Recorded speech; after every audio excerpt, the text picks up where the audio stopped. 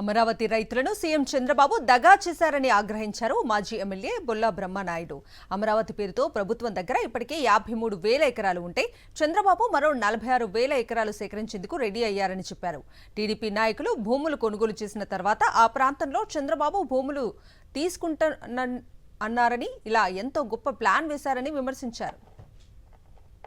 40,000 ఎకరాలని చెప్పావే, మీ భ్రమరావాల చేత కొనిపించినటువంటి ల్యాండ్లు వందలాది ఎకరాలు ఎవరు ఆస్తులు అయ్యి ఎవరు డబ్బులని ఈ సందర్భంగా అడుగుతూ ఉన్నాను.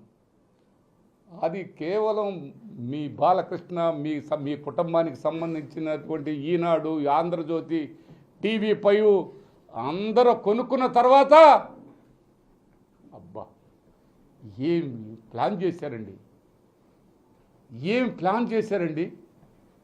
ఈ ప్లాన్ అంతా, ఈ కుట్ర అంతా ఇప్పుడు 35,000 ఎకరాలు పోయి 1,00,000 ఎకరాలు అయితే